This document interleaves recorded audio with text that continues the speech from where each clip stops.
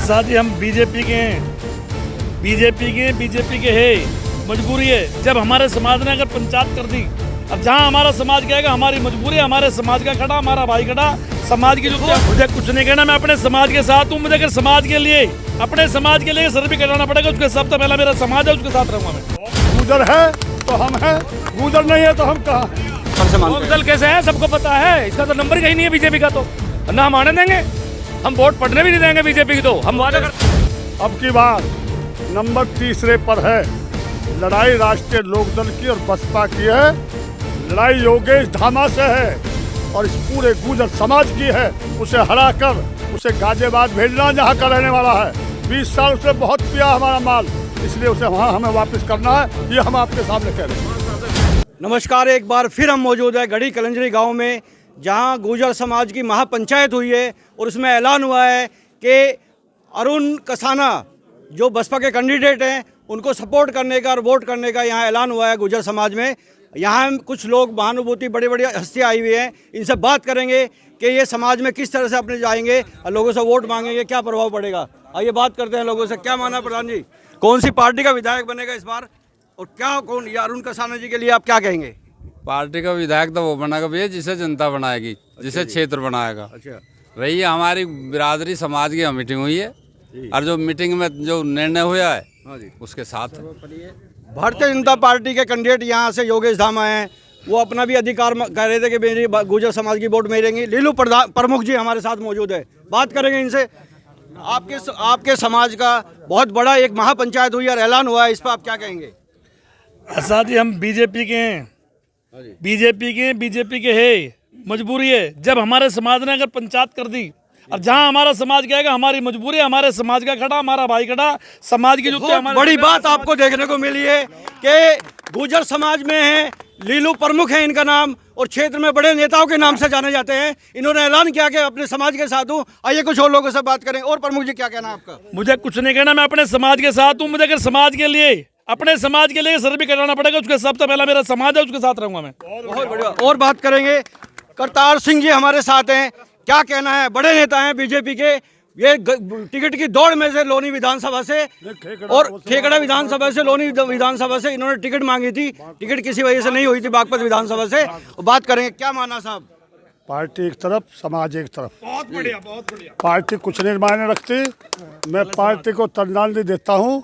अगर समाज ने आज फैसला किया है, चाहे वो अरुण कसाना का किया हो, चाहे और हमारे किसी बड़े नेता ने किया हो, जो आज फैसला हुआ है वो सबसे बड़ी समाज है और समाज से ना कोई बड़ा हुआ ना होगा। लेकिन मैं अपनी समाज को एक ज़रूर संदेश देना चाहता हूँ कि जो समाज ने आज फैसला किया है उस पर कायम रहें, और एक ही कायम रहें। सबसे पहले गुर्जर हैं, उसके बाद कुछ और है।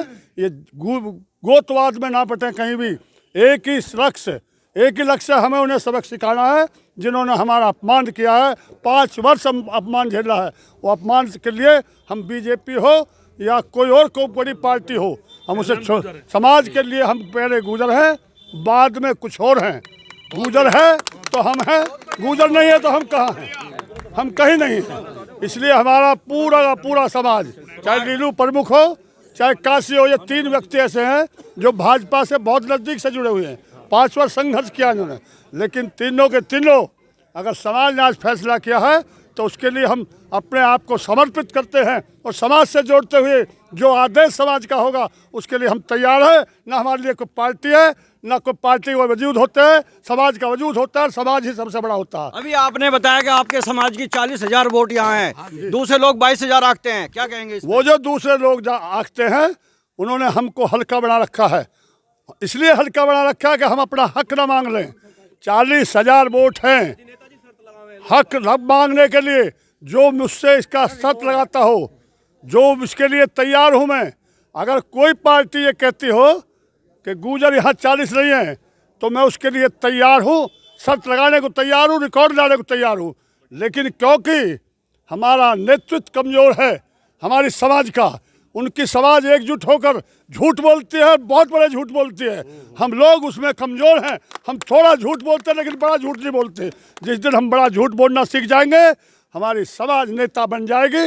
इसलिए मैं कहता हूँ जोर से बोलो और झूठ बोलो और राजनीति सीख लो और अपने को 40 नहीं 45 बताओ, तब आएगा मामला, तब जनता समझेगी कि गुर्जर लाइन पे आ गया।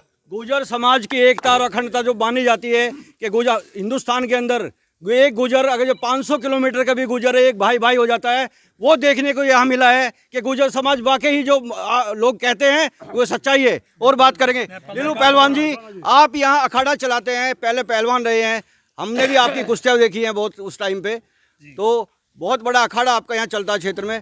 क्या युवा आपके साथ जुड़ेंगे? मेरे साथ युवा ने जितने खिलाड़ी इंटरनेशनल पहलवान है मेरे पास पूरे क्षेत्र के, वो सब पहलवान मेरे साथ है, युवा खिलाड़ी मेरे साथ है। सिर्फ ये कहते हैं प्रमुख साहब आप बताइए हमको रहना कहाँ है? हमने कहा अपने समाज के साथ रहना, जहाँ समाज कहेगा वहाँ खड़े। आज समाज का निर्णय हो गया, हम अपने समाज के साथ हैं। आप अपनी यहाँ टक्कर की कौन सी पार्टी के विधायक से मानते हैं जो भी चुनाव लड़ रहे हैं इस टाइम? जो भी चुनाव लड़ रहा है हम तो ये कहना चाहते हैं कि हम जीत रहे हैं, हम हार ही नहीं रहे, हम जीत रहे हैं। टक्कर बिल्कुल तिकोने संघर्ष में रहेंगे, जिसके साथ हम खड़े हो जाते हैं। समाज की बहुत बड़ी हस्ती हमारे साथ है नेपाल जी, उनसे बात करेंगे। क्या मानना साहब? ऐसा है दादरी में जो इस मुख्यमंत्री ने हमारा पूर्वजों का अपमान किया है, उसके अपमान का बदला तो हम वोट की चोट से ही लेंगे। बहुत बढ़िया। और मैं पूरे उत्तर प्रदेश में जहाँ जहाँ गुजर रहते हैं 72 सीटों पर मैं हर जगह जा रहा हूँ और मैं हर जगह कह रहा हूँ। पहले तो समाजवादी पार्टी के अध्यक्ष ने हमारे मोहर लगाई, सम्राट मीर बोस गुजर थे, फिर बहन मायावती जी ने मोहर लगाई। बहुत बड़ा आरोप उत्तर प्रदेश सूबे के मुख्यमंत्री पे नेपाल सिंह जी ने लगाया है कि हमारी जो कौम है, हमारी बिरादरी है, उसकी बेइज्जती हुई है। और क्या कहना आपका साहब? फिर बहन मायावती जी ने भी मोहर लगा दी, वो गुजर थे।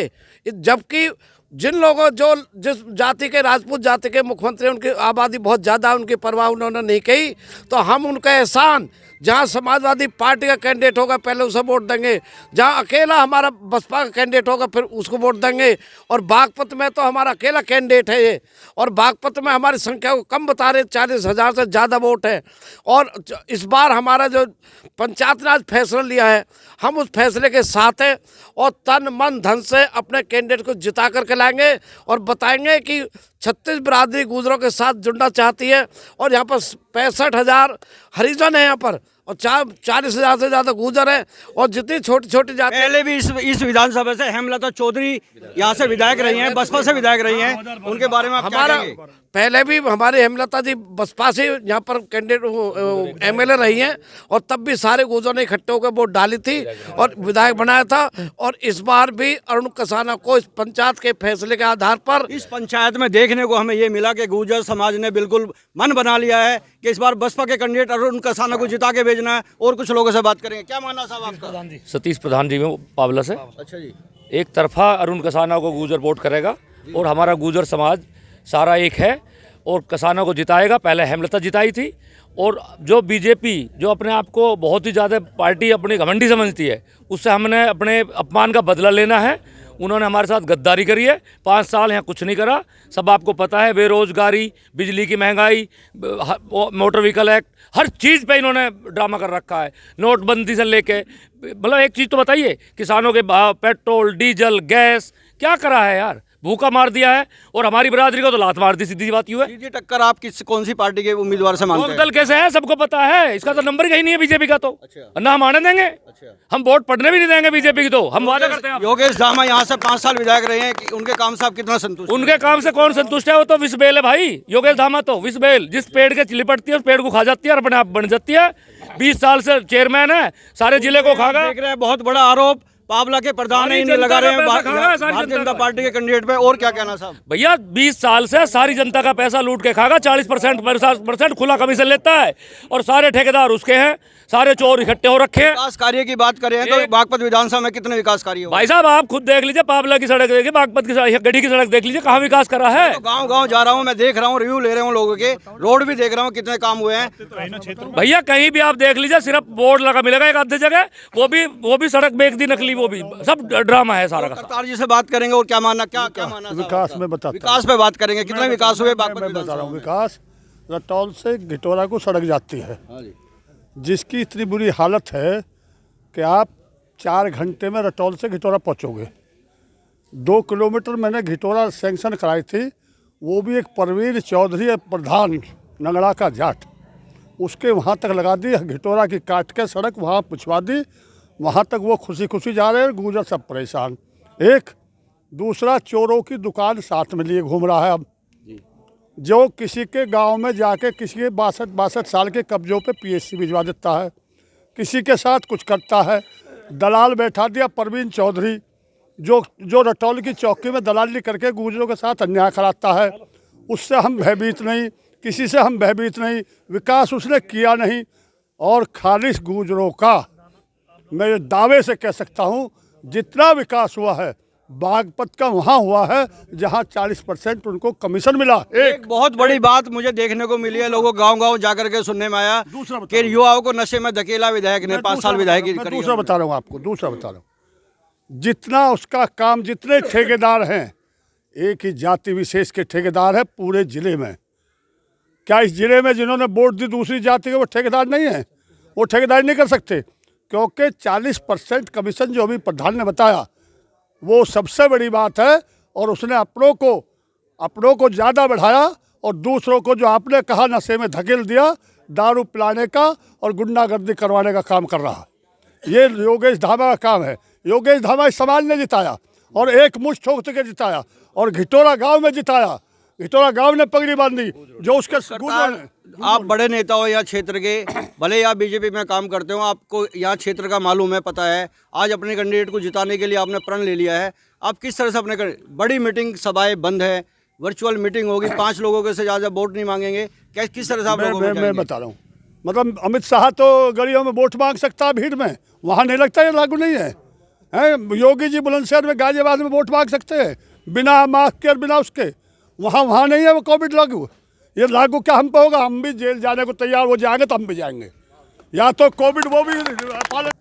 अब की बार नंबर 3 पर है लड़ाई राष्ट्रीय लोकदल की और बसपा की है।